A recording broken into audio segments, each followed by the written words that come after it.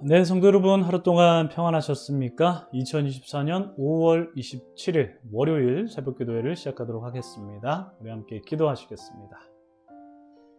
참 좋으신 하나님, 오늘도 우리에게 새로운 하루를 허락해 주시고 또 새로운 한 주를 맞이할 수 있게 해 주시니 감사드립니다. 주님의 말씀으로 오늘 하루 시작하고 또 한 주 시작할 수 있게 해 주셔서 더욱 감사드리는데, 주님의 말씀에 능력이 있음을 믿습니다. 이 말씀이 우리 삶 가운데에서 역사하셔서 주님의 말씀대로 살아갈 수 있도록 도와주시옵고, 주의 말씀이 우리의 생각과 마음을 주장하심으로써 우리의 손과 발이, 우리의 행위가 주님 닮아갈 수 있도록 도와주시옵소서.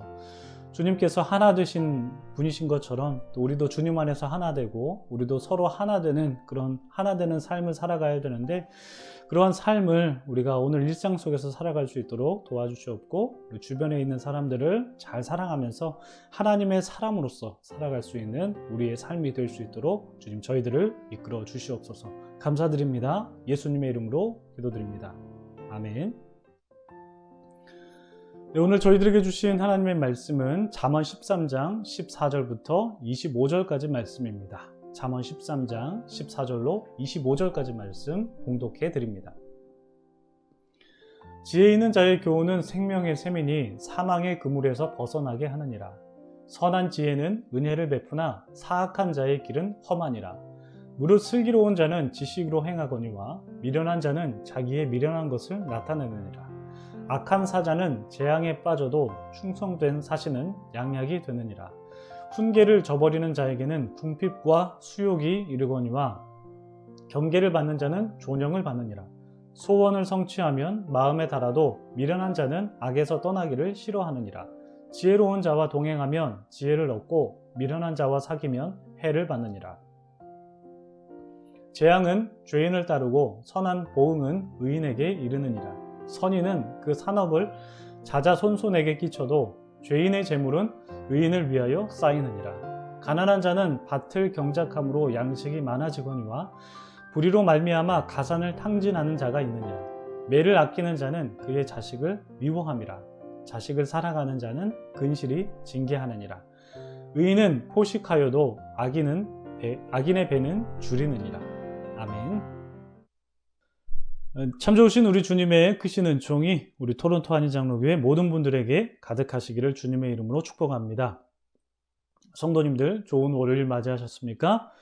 오늘도 주님 안에서 행복한 하루를 맞이하시고 힘찬 한 주를 시작하시기를 바랍니다. 우리 성도님들, 자녀분들 기르시는데 애 많이 쓰셨죠? 느닷없이 이렇게 설교 초두부터 자녀 기르는 수고로움에 대해서 말씀드려서 뜬금없네? 라고 생각하실지 모르겠는데요. 사실 오늘 본문과 좀 연관성이 있어서 한번 여쭤봤습니다. 많은 성도님들께서, 특히 이민생활 오래 하신 분들께서 또 이민생활의 수고로움 속에서 아이들을 기르시는데 참 많은 어려움이 있지 않으셨을까 싶은 생각이 오늘 말씀 묵상하면서 문득 들었습니다. 하루하루 바쁘게 살아가시면서 가정 경제를 책임지셔야 되셨고, 또 언어나 문화의 차이에서 오는 이질감을 또 견뎌내시는 것도 쉽지 않으셨을 텐데, 또 적응하시는 것도 어려우셨을 텐데, 또 아이들까지, 어린 자녀까지 양육하셔야 했으니까 참 여러 가지로 수고로운 삶을 사셨겠구나 싶은 생각이 들더라고요. 그래서 이제 어떤 분께서 제게 이런 말씀 하시더라고요. 이분께서도 오랜 이민 생활을 하신 분인데 이런 말씀 하셨습니다. 목사님, 아이는 내가 키우는 게 아니라, 그러니까 부모가 키우는 게 아니라 하나님이 키우시는 것 같아요. 이런 말씀 하시더라고요. 그러니까 당신께서 아이 곁에서 알뜰 살뜰 이렇게 챙길 수 있는 시간적 여력이 안 됐고 상황이 안 됐었지만, 그럼에도 불구하고 아이가 잘 컸거든요. 아이가 올바르게 잘 컸고 또 어느 정도 번듯하게 좀 또 가정도 일구고 이런 모습들을 보시니까 돌이켜보니 내가 키운 것보다 하나님께서 다 키우신 거구나, 또 이렇게 고백을 하시는 분들이 여럿 계셨습니다. 이런 말씀하시는 분들이 주변에 종종 계셨었던 것 같아요. 특히 말씀드렸다시피 시간적으로 촉박한 삶을 사시다 보니까 아이를 돌볼 여력이 없으셨음에도 불구하고 아이들이 잘 큰 걸 보시면서 종종 이런 말씀, 하나님께서 키우셨다 이런 말씀 좀 하시지 않으셨나 싶은 생각이 듭니다. 요즘 아이를 기르고 계신 젊은 분들은 좀 어떠십니까? 요즘 아이를 기르시는 분들은 과거 어르신들과 비교해 봤을 때 물론 비슷한 부분도 있겠지만 좀 다른 부분도 있을 것 같아요. 그런데 뭐 예나 지금이나 마찬가지로 아이를 키우는 건 참 쉽지 않은 것 같습니다. 저도 이제 아내와 함께 아이를 기르는 입장에서 아이들이 이 부모 뜻대로만 양육할 수 없는 부분이 참 많은 것 같더라고요. 뭐 예를 들면은 아주 작은 예인데 아이의 작은 습관 하나까지도 이게 좀 바르게 좀 고쳐주고 싶은데 참 그것도 잘 안 되더라고요. 그것조차 쉽지 않다는 것을 참 많이 느끼게 되는 것 같은데 어쩌면 그 생활 습관 하나 고치는 것도 이게 부모의 욕심인가 싶은 생각이 들 정도로 이 내 뜻대로 안 되는 것이 자녀의 양육이 아닐까 싶은 생각이 듭니다. 게다가 요즘에는 과거 어르신들에 비해서 아이 양육에 대한 정보를 요즘 이제 아이 키우시는 분들은 많이 갖고 있다 보니까 이게 도움이 될 때도 있는데 오히려 더 힘든 부분이 많은 것 같아요.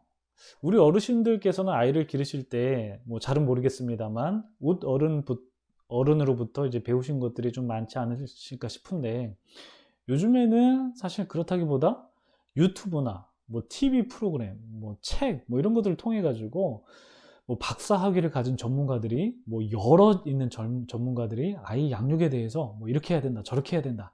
전방위적으로 알려주기 때문에 그것을 이론에 접목해 가지고 알려주기 때문에 그것도 굉장히 많기 때문에 그야말로 아이 양육에 대한 정보의 홍수 속에서 살아가고 있는 게 아닌가 싶은 생각이 듭니다. 근데 정보가 많은 게 물론 좋은 면도 있지만 안 좋은 면도 있잖아요. 그 많은 정보들을 잘 소화시켜서 나만의 육아 방법을 만든다면 참 좋겠는데 이 많은 정보를 소화해서 나만의 양육 지침이나 기준을 세우는 게 굉장히 쉽지 않은 것이 사실인 것 같습니다. 일관성을 지닌 육아 방법을 갖는 것이 참 어렵죠. 요즘 육아 관련 프로그램이나 유튜브 채널 같은 게 참 많이 있는데 어느 한 프로그램은 문제 행동을 보이는 아이의 일상을 카메라로 촬영을 해가지고 전문가와 패널들이 나와서 그 아이의 행동을 이제 전문적으로 분석을 하는 프로그램이 있습니다. 그래서 양육 지침을 알려주고 뭐 이러는데 뭐 이 프로그램에서는 뭐 비단 아이뿐만 아니라 부모들의 양육 방법에 대한 문제점을 뭐 지적하기도 하고 뭐 지침을 내리기도 해요. 뭐 제가 가끔씩 보는 프로그램인데 프로그램 제목이 이제 뭐 금쪽 같은 땡땡땡이라고 이 땡땡땡은 뭐 진짜 땡땡땡이 아니라 제가 프로그램 전체 이름을 말하는 것이 조금 그래가지고 제 나름대로 좀 묵음 처리를 해본 겁니다. 아마 뭐 아이를 기르시는 분들이나 그렇지 않은 분들도 이 프로그램이 워낙 유명해가지고 잘 알고 계실 텐데 이 프로그램을 보면 정말 다양한 문제 행동을 보이는 아이들이 정말 많이 나옵니다. 그 중에 제가 최근에 봤던 어떤 아이는 아버지에게 너무 함부로 하는 거예요. 너무 함부로 대하는 나머지 아버지에게 뭐 욕설까지 하고 우리가 생각하는 뭐 그런 욕설 있잖아요. 그런 욕설까지 막 하고 뭐 폭력을 행사하기도 하더라고요. 그 아이가 뭐 초등학교 뭐 3, 4학년 정도 됐나요? 뭐 그 정도 됐는데 아버지한테 막 그렇게 함부로 하더라고요. 그것도 굉장히 기겁할 일인데 더 놀랍고 기괴한 일은 그런 아이를 보면서 어머니가 훈육을 못 하더라고요. 그 모습을 보면서 굉장히 놀라웠습니다. 굉장히 귀괴해 보이기까지 했어요. 물론 나름대로의 사정이 있었더라고요. 듣고 보니까 이 부모님들이 연세가 비교적 많으신데 아이를 너무 늦은 나이에 어렵게 갖게 되셨고 뭐 그러다 보니까 아이가 너무나 소중하다 보니 아이를 잘 키우려는 마음에 애를 많이 쓰셨죠. 뭐 여기 가서 공부하고 저기 가서 공부하고 뭐 유튜브 찾아보고 뭐 이것저것 많이 공부를 했는데 근데 문제는 그 많은 정보의 홍수 속에서 그 정보를 자기 것으로 소화하지 못하고 기준 없이 그냥 아이를 키우는 게 문제였습니다. 아이의 마음을 읽어줘야 한다고 하면서 이제 아이가 버릇없이 구는데도 아이를 막 따끔하게 훈육하기는커녕 아이의 속상한 마음을 막 읽어주기만 하시는 거예요. 아이가 막 버릇없게 구는데도 혼을 내기는커녕 아이 입장에서만 계속 이해를 해주다 보니까 그것이 오히려 아이에게 안 좋은 영향을 주게 됐다라고 전문가들은 그렇게 지적을 했습니다. 물론 아이의 마음을 읽어주는 거 중요하죠. 그리고 아이의 입장에서 생각해 주는 것이 부모의 양육 방법 중에 좋은 방법인데, 그런데 아무리 좋은 방법이라도 적당히 해야죠. 그리고 상황에 맞게 해야겠죠. 아이가 지금 분명히 잘못된 길로 가고 있는데 따끔하게 혼을 내서 바르게 갈 수 있도록 그렇게 해야 되는데, 아이의 마음을 읽어주고 아이의 입장에서만 자꾸 그렇게 생각을 해주는 게 항상 좋은 것만은 아닌 것 같아요. 오늘 본문을 보시면 이 자녀의 양육, 훈육, 훈계 등에 대한 말씀이 부분적으로 등장을 하거든요. 사실 보시면 아시다시피 이 13장 말씀, 잠언 13장 말씀도 여러 구절들이 통일성 없이 나열되어 있습니다. 그래서 신 목사님뿐만 아니라 저 또한 이게 설교하기가 굉장히 까다롭긴 한데요. 그래도 나름대로 연결되어 있는 내용들을 좀 찾아봤는데, 그 중에서 이제 자녀 양육, 훈육에 관한 내용들을 좀 종합을 해서 살펴보려고 합니다. 먼저 이 13장 1절부터 24절까지만 이제 놓고 본다면, 1절과 24절이 바깥 틀을 이루고 이제 그 안에 여러 가지 말씀들이 파편적으로 나열이 되어 있는데, 그 안에 자녀 양육에 대한 가르침이 곳곳에 기록이 되어 있습니다. 먼저 1절과 24절, 바깥 틀을 이루는 1절과 24절 말씀 보시면요. 지혜로운 아들은 아비의 훈계를 들으나 거만한 자는 꾸지람을 즐겨 듣지 아니하느니라. 매를 아끼는 자는 그의 자식을 미워함이라. 자식을 사랑하는 자는 근실이 징계하느니라. 1절부터 13절까지는 어제 본문이기 때문에 우리가 읽지는 않았는데, 이 자녀 양육이라는 주제를 놓고 본문을 살피다 보니까 어제 본문까지 거슬러 올라갔습니다. 지혜로운 아들은 아비의 훈계를 듣는다고 하고요. 반대로 거만한 자는 꾸지람을 즐겨 듣지 않는다라고 말씀하죠. 게다가 24절 보시면 매를 아끼는 자는 그의 자식을 미워한다 이렇게 말씀하고 있고, 자식을 사랑하는 자는 근실이 징계한다라고 기록합니다. 뭐 옛날에 이런 표현 썼잖아요. 사랑의 매, 내가 너를 사랑해서 때리는 거야.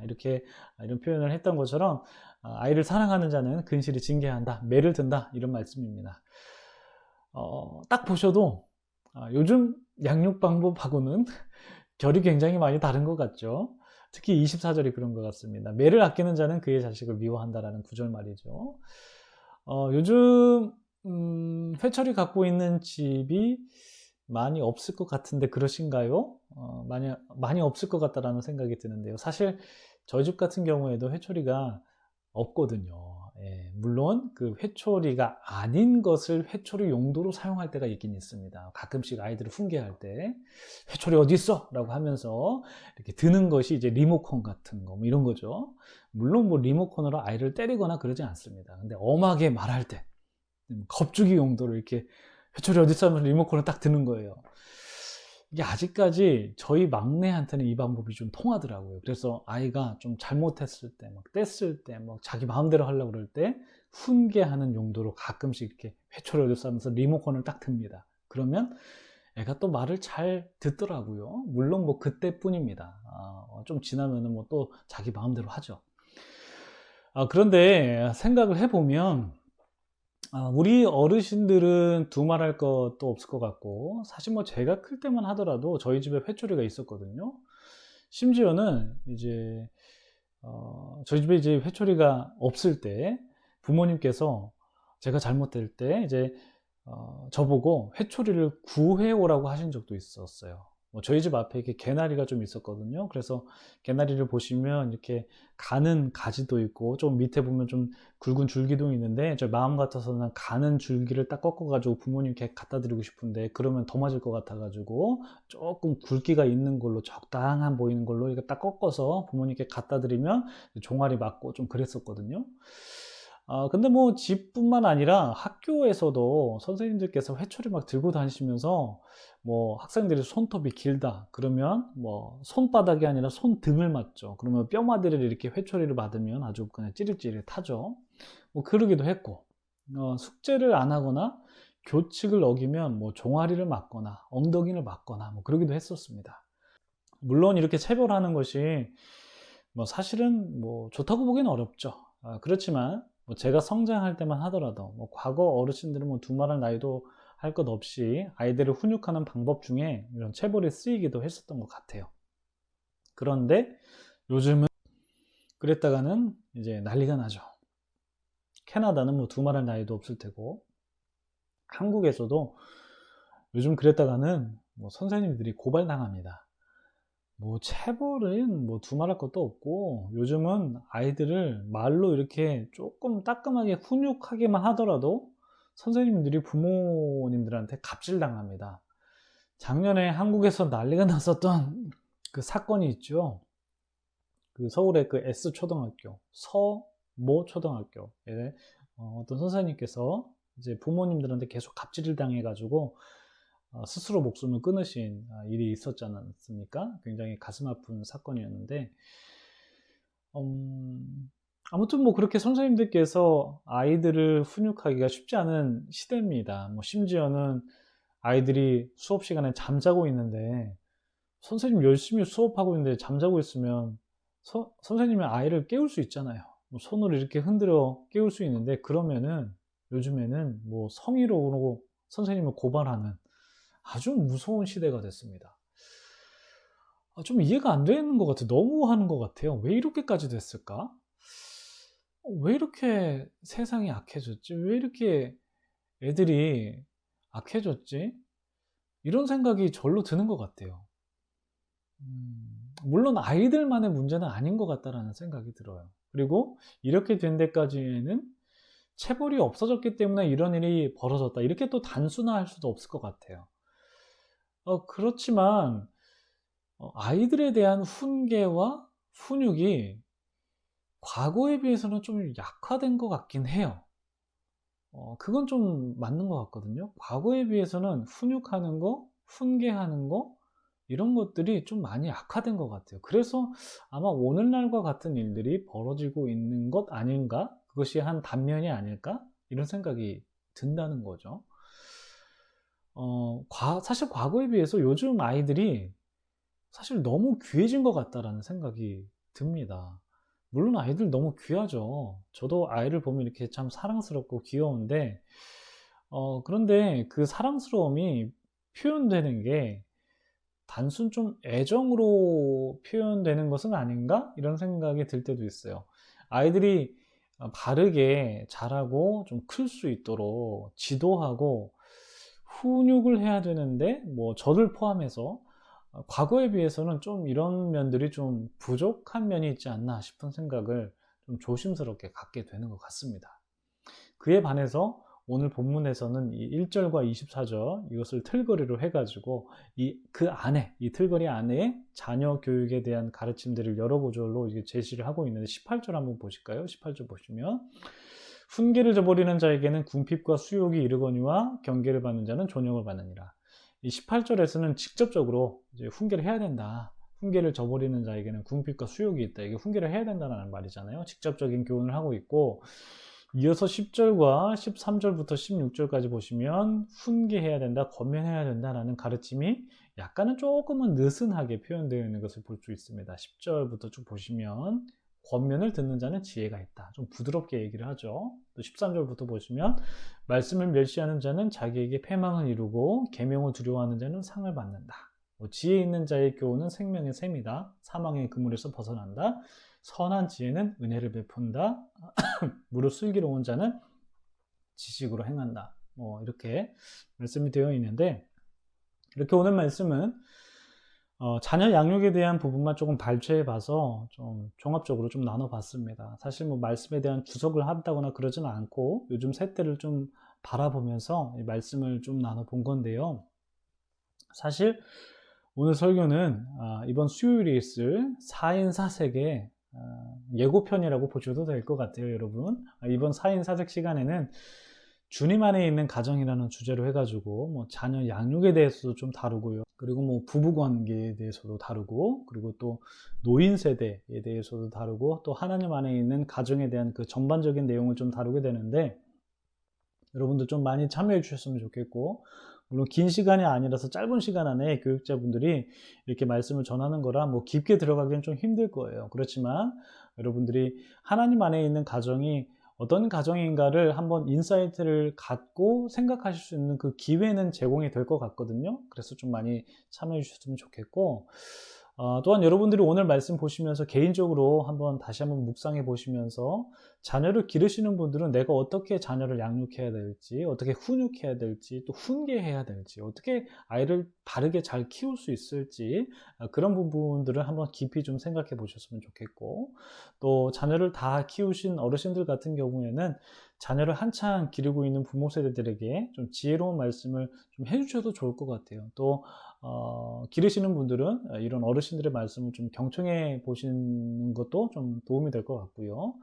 그렇게 지혜를 전수받는 그런 귀한 계기를 좀 가지셨으면 좋겠고, 또 자녀 양육뿐만 아니라 제가 말씀드리지 않았던 다른 내용들도 많거든요. 그런 부분들도 여러분 개인적으로 한번 더 깊이 묵상해 보시면서 또 기도하는 시간 갖도록 하겠습니다. 기도하겠습니다.